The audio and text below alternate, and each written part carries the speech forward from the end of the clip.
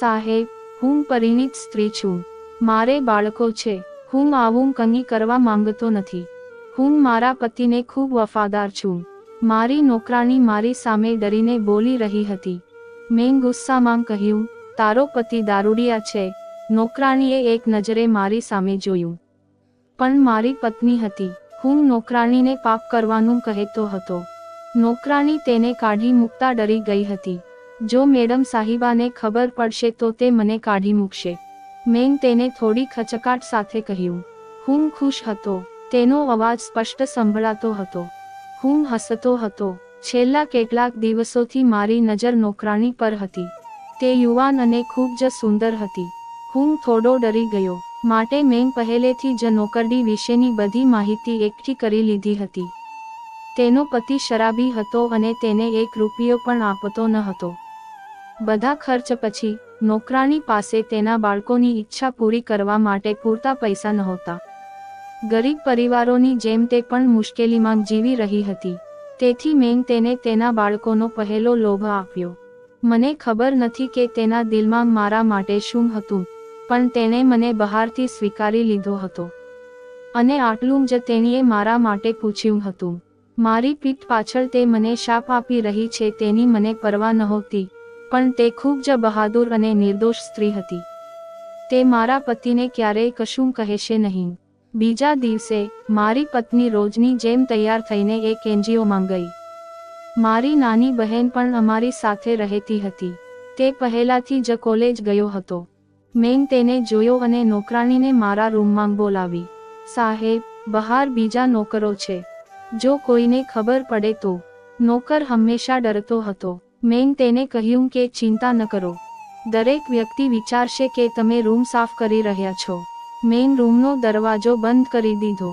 એ લાચાર સ્ત્રી મારી સામે માથું નમાવીને બેસી ગઈ. હું તેને ફરીથી જોઈને ખૂબ ખુશ હતો. મેં પણ હળવાશ અનુભવી અને મારા કામ પર ધ્યાન કેન્દ્રિત કર્યું. તે દિવસે મને સમજાયું કે પૈસામાં ઘણી શક્તિઓ છે. પૈસાથી પણ વ્યક્તિની દરેક ઈચ્છા પૂરી થઈ શકે છે. ગરીબ અને લાચાર વ્યક્તિ પૈસા માટે પોતાની ઇજ્જત પણ વેચી શકે છે. તે નોકર ખરાબ વ્યક્તિ ન હતો. હું તેને પહેલા દિવસથી જ જોતો હતો. તે અન્ય નોકરોની જેમ મારી પાસે ક્યારેય આવી ન હતી. તેણે પોતાની જાતને મોટી ચાદરથી ઢાંકી હતી. પણ મારી ભટકતી આંખોએ તેની સુંદરતાને પકડી લીધી હતી.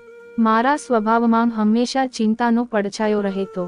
પણ હવે મને આશા નહોતી કે મારી પત્ની મારી ખુશી અને બદલાવનું કારણ સમજશે.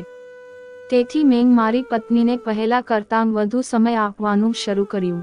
મારી પત્ની મને વધુ પ્રેમ કરતી હતી. તે જાણતી હતી કે મેં પૈસા માટે તેની સાથે લગ્ન કર્યા છે. હું તેની ઓફિસમાં કામ કરતો હતો. હું એક ગરીબ છોકરો હતો. મારા માતા પિતા હયાત ન હતા. મારી એક જ નાની બહેન હતી. મને મારી પત્ની પહેલી નજરમાં ગમી ગઈ. મારી જેમ દરેક છોકરીને પણ સુંદર અને સુંદર પુરુષની ઈચ્છા હોઈ શકે છે. મારી પત્ની પણ કુંવારી હતી. તેણીને પુરુષોમાં વિશ્વાસ નહોતો. તેણીને લાગ્યું કે દરેક માણસ પૈસા માટે લોભી છે. અને હું એવો હતો.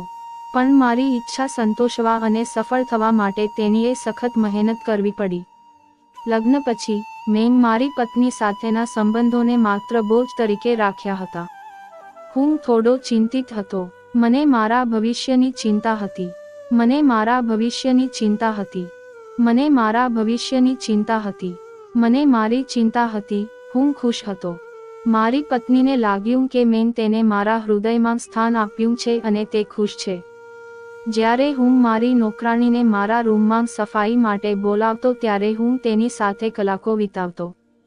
હું તેને હજારો રૂપિયા આપીને વિદાય આપતો હતો. પહેલા નોકરાણીના ચહેરા પર જે ચિંતાઓ અને ચિંતાઓ દેખાતી હતી તે હવે દૂર થઈ ગઈ હતી. અને તે તેની સાથે સમય પસાર કરતી હતી. જ્યારે પણ તેને પૈસાની જરૂર હોય ત્યારે તે મારી પાસે આવતી. તેણીએ માંગેલા પૈસા હું તેને આપીશ. મારી પત્નીએ મને ક્યારેય પૈસા વિશે કોઈ પ્રશ્ન પૂછ્યો નથી. મેં આનો લાભ લીધો અને તેણીને ઘણા પૈસા આપ્યા. પરંતુ બદલામાં હું કોઈ કારણ આપીને કામ પર આવ્યો ન હતો. નોકરાણીના ચહેરાનો રંગ ઉડી ગયો. હું મારી નોકરી ગુમાવવાનો ડર હતો. હું ડરી ગયો હતો કે હું મારી નોકરી ગુમાવીશ. મેં મારી પત્નીને કારણ આપ્યું. હું મારી લાગણીઓને કાબૂમાં રાખતો હતો. હું રૂમમાં એકલો હતો.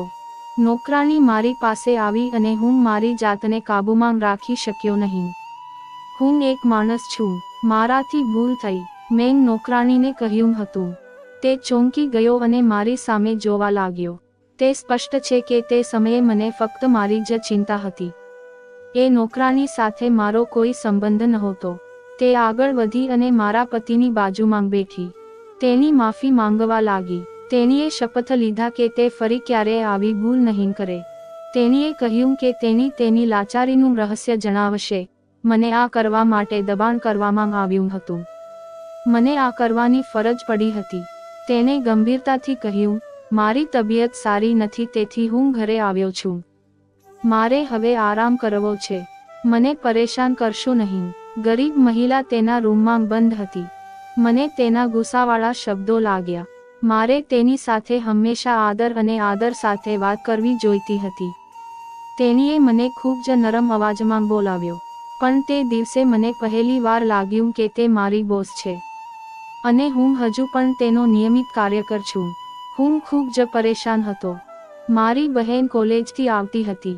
જ્યારે હું આવ્યો ત્યારે મેં તેને પૂછ્યું કે મારી ભાભીને શું થયું છે. મેં મારી બહેનને આજીજી કરી. મેં તેને કહ્યું કે મારી ભાભી પાસે જઈને તેની સાથે બેસ. તેણીની તબિયત સારી ન હતી. મેં તેને કહ્યું કે તેનું ધ્યાન રાખો. હું જાણતો હતો કે જો મારી પત્નીએ મને છૂટાછેડા લેવા કહ્યું હોત તો મારી બહેન પોતાનો વિચાર બદલી નાખશે. તેણીએ હજી પણ મારી તરફ દયાથી જોયું. તેણીએ કહ્યું, હું આ સમયે કોઈની સાથે વાત કરવા માંગતી નથી. મારું હૃદય મારી બહેન માટે ધડકવા લાગ્યું. મને લાગ્યું કે મારી પત્ની મને સમયસર ઘરમાંથી કાઢી મૂકશે. મને આ ઘર ગુમાવવાનો ડર હતો. પરંતુ જ્યારે મારી પત્ની રૂમમાંથી બહાર આવી ત્યારે તે ઠીક હતી. તે હંમેશની જેમ મારી બહેન સાથે વાત કરી રહી હતી. હું આશીર્વાદ પામ્યો. પછી મેં વિચાર્યું કે જો મારી પત્ની આ સમયે મને માફ કરવાનું વિચારતી હોય તો હું ઘરે આવું કંઈ નહીં કરું. પણ મેં વિચાર્યું અને મને જોરદાર આંચકો લાગ્યો કે નોકરાણી મારા રૂમમાં આવી અને હું ડરી ગઈ. મેં તેને કહ્યું કે હું ફરીથી રૂમમાં નહીં આવું. નહીં તો તારી નોકરી જતી રહેશે અને મારી પત્ની પણ મારાથી નારાજ થશે. ગઈકાલે તેણીએ અમને બંનેને પકડ્યા. તે પછી અમારા સંબંધો સારા ન રહ્યા. મારા સમજાવવા છતાં તે માથું નમાવીને ઊભી રહી. મેં તેના ચહેરા પર ડર અને શરમ જોઈ. તેણીએ મારી તરફ જોયું અને ભયથી કહ્યું, મેં માલિકને અહીં મોકલ્યો છે. મેં માલિકને કહ્યું છે કે જો તમે મારો ઓરડો સાફ કરવા જાવ છો તો આજે તેને પણ સાફ કરો. મારી દિનચર્યા બદલવાની જરૂર નથી. આ સાંભળીને હું ચોંકી ગયો. મને લાગ્યું કે મારી પત્નીએ નોકરાણીને મારી પાસે મોકલી છે. મને આઘાત લાગ્યો. નોકરાણીને કાઢી મૂકવાને બદલે તેને મારી પાસે મોકલવામાં આવી. મેં નોકરાણીને સ્પર્શ કર્યો નથી. તેની પણ પરેશાન હતી. તે શાંતિથી ફ્લોર સાફ કરતી રહી અને પછી ભાગી ગઈ. હું સમજી ગયો કે આ મારી પત્નીની યોજના છે અને તે મારી કસોટી કરવાનો પ્રયાસ કરી રહી છે. તે મારી કસોટી કરવાનો પ્રયત્ન કરી રહી હતી. જો હું ખોટી ક્ષણે ખોટા રસ્તે ચાલ્યો ગયો હોત તો શું હું એ જ ભૂલનું પુનરાવર્તન કરવાની હિંમત કરીશ કે નહીં? હું મારી પત્નીની યોજના જાણતો હતો અને મેં સાવચેત રહેવાનું શરૂ કર્યું. તેણીએ તેના પતિને તેના રૂમમાં મોકલ્યો હતો. તે જોઈને મને આશ્ચર્ય થયું. મારી પત્ની તેના પતિને તરત જ મારા રૂમમાં મોકલી રહી હતી અને તેના રૂમમાંથી જતી રહી હતી. મને લાગ્યું કે તેણે તેના પતિને મારા રૂમમાં મોકલી દીધા છે. મને લાગ્યું કે તે મારી કસોટી કરવાનો પ્રયાસ કરી રહી છે. હું આઘાતની સ્થિતિમાં હતો. ન તો મારી પત્નીએ મારી સાથે ઝઘડો કર્યો કે ન તો તેણે મને છૂટાછેડા આપ્યા. પરંતુ તે દરરોજ તેના નોકરને મારી પાસે મોકલતી હતી અને મને ગુનો કરવાની પરવાનગી આપતી હતી. હું આ સ્ત્રી સાથે આશીર્વાદ પામ્યો હતો, પરંતુ હવે હું શાંત હતો. એ સેવકની સુંદરતાનું ભૂખ મારા મનમાંથી નીકળી ગયું હતું અને મેં કોઈ હાનિ ન માગી. હું આ આરામદાયક જીવનનો વધુ શોખીન નહોતો.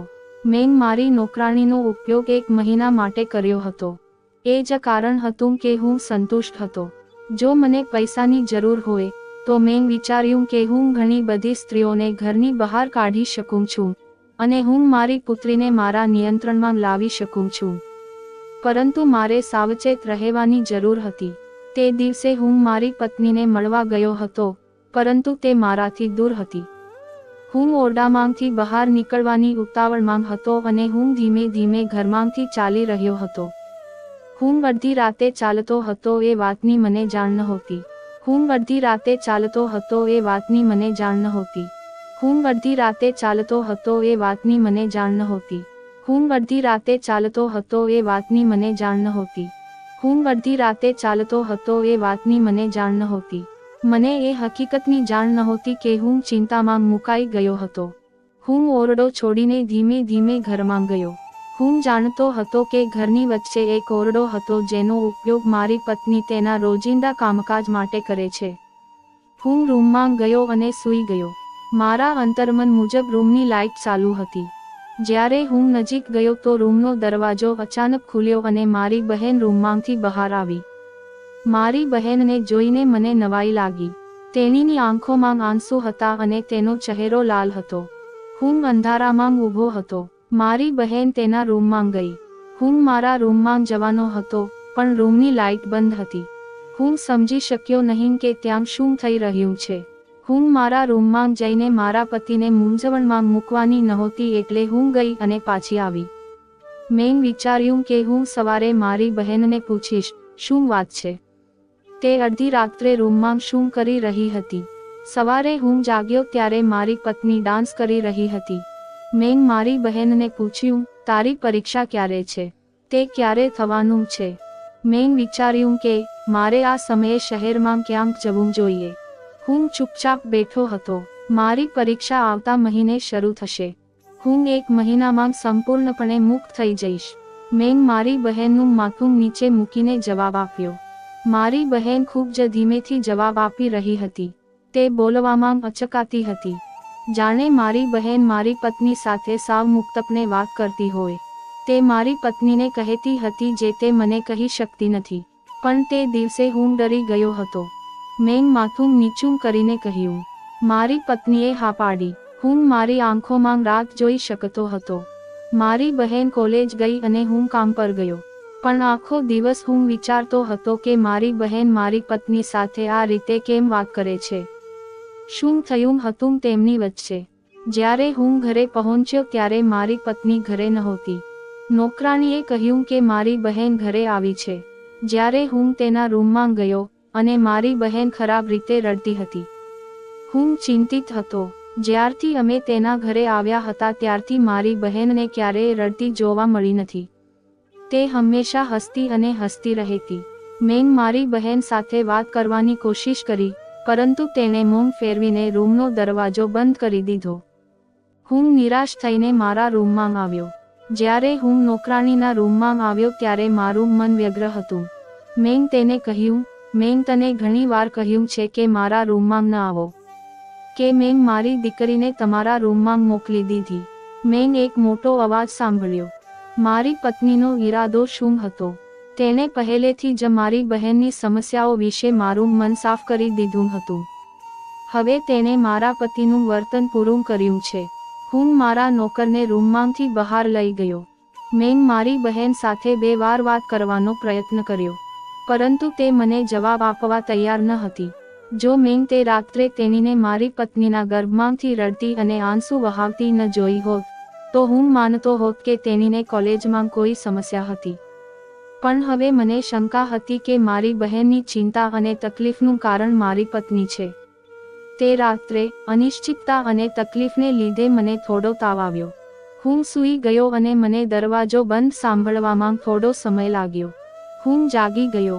મેં પલંગ જોયો અને મારી પત્ની ગઈ હતી. હું મારો રૂમ છોડી ગયો અને મારી પત્નીને અનુસરવાને બદલે હું મારી બહેનના રૂમમાં ગયો. હું તેના રૂમમાં ગયો અને તે ખાલી હતો. હું ખરાબ રીતે નહાતો હતો. હું ઝડપથી મારી પત્નીના રૂમમાં ગયો. મારું હૃદય ખરાબ રીતે ધબકતું હતું અને મને બીમાર થવાનો ડર હતો. મારા મગજમાં જુદા જુદા વિચારો આવતા હતા. હું વિચારી રહ્યો હતો કે મારી પત્ની મારી બહેન સાથે તેના રૂમમાં શું કરી રહી છે. મારી બહેન આ દિવસોમાં ખૂબ જ નારાજ અને રડતી હતી. તે મારી સાથે વાત કરવા પણ તૈયાર ન હતી. અચાનક મને મારા મગજમાં ફ્લેશનો અનુભવ થયો અને મારું આખું શરીર ધ્રુજી રહ્યું હતું. મને લાગ્યું કે મારી પત્ની મારા પાપનો બદલો મારી બહેન પાસેથી લઈ રહી છે. મને લાગ્યું કે મારો આત્મા મારું શરીર છોડી ગયો છે. મારે આત્માની દ્રષ્ટિ સમજવી હતી. મારી બહેન સુધી જે તીર પહોંચ્યું હતું તેણે મારી પાછળ સંતાડી દીધું અને મારી પત્ની તરફ જોવા લાગ્યો. શું થઈ રહ્યું હતું? આ માણસ કોણ છે અને મારી બહેન અહીં શું કરે છે? મારે તે બંને પ્રત્યે ખૂબ કાળજી રાખવાની અને વફાદાર રહેવાની જરૂર છે. હું આ સાથે મારું ગુપ્ત અને મહત્વપૂર્ણ કામ કરતો હતો. મારી પત્નીનો જવાબ: તે કેવા નોકર છે તેની મને પરવા નહોતી. મેં બંનેને પહેલીવાર જોયા હતા. તેઓ યુવાન અને મજબૂત હતા, પરંતુ મારી બહેન તે સમયે મારા માટે મહત્વની હતી. તમે આ નોકરો પાસેથી કોઈ પણ કામ લઈ શકો છો, મને વાંધો નથી, પણ તમે મારી બહેનને અહીં કેમ બોલાવી? તમે જાણો છો કે મારી બહેન નિર્દોષ અને યુવાન છે. તેણીને અન્ય પુરુષોની સામે લાવીને તમે શું કરવા માંગો છો? મારું હૃદય ગુસ્સાથી ભરાઈ ગયું. મારી બહેન ખૂબ જ શાંતિથી મારી સામે જોઈ રહી હતી. મહત્વની વાત એ હતી કે તેણીએ મને કશું કહ્યું ન હતું. તે મારી પાછળ ડરીને છુપાયેલો હોવો જોઈએ, પણ તે પોતાની જગ્યાએ ઊભો હતો. મારી પત્ની મારી સામે એવી રીતે જોઈ રહી હતી કે તે મારા પર વિશ્વાસ ન કરી શકે. તેણે કહ્યું, દરેક મહિલા અને છોકરી નિર્દોષ છે. હું એક સ્ત્રી છું. મેં પ્રતિજ્ઞા લીધી કે હું તેના સન્માનની રક્ષા કરીશ, પરંતુ તમે તેના સન્માન સાથે રમી રહ્યા છો. તારા જેવો માણસ મારી સામે ઊભો રહીને તારી બહેન માટે પ્રશ્ન કેવી રીતે કરી શકે? તમે શું વિચારો છો કે આ દુનિયામાં ફક્ત તમારી બહેન જ સન્માન ધરાવે છે અને કોઈની ઇજ્જત નથી? મને મારી દીકરીની પ્રતિષ્ઠાની એટલી ચિંતા હતી કે તમે તેને મારી પાસે મોકલતા રહ્યા. મેં તમને કહ્યું કે મેં તે નબળાઈથી કર્યું છે. મેં તમારી સાથે આ બધું જાણી જોઈને નથી કર્યું. આ બધું અજાણતા જ હતું. તમે તેને મારી પાસે મોકલતા રહ્યા. મેં મારી પત્નીને ફરિયાદ કરવાનું શરૂ કર્યું. મેં મારો અવાજ ઊંચો કરીને કહ્યું, હું તમારી બહેનને તમારું સત્ય બતાવવા માંગતો હતો, પણ તમે બહુ સ્માર્ટ બનવા લાગ્યા. હું આનાથી ખૂબ પ્રભાવિત થયો હતો. હું માફી માંગવા લાગ્યો. તમે મને જે પણ સજા આપો તે હું સ્વીકારું છું. જો તમે ઈચ્છો તો હું આ ઘરમાં નોકર બનીશ. હું તમારા બધા આદેશોનું પાલન કરીશ. હું તમારી ઈચ્છા પ્રમાણે કરવા તૈયાર છું. હું ક્યારેય અન્ય સ્ત્રીઓ તરફ જોઈશ નહીં. પણ મહેરબાની કરીને મારી બહેન સાથે આવું ન કરો.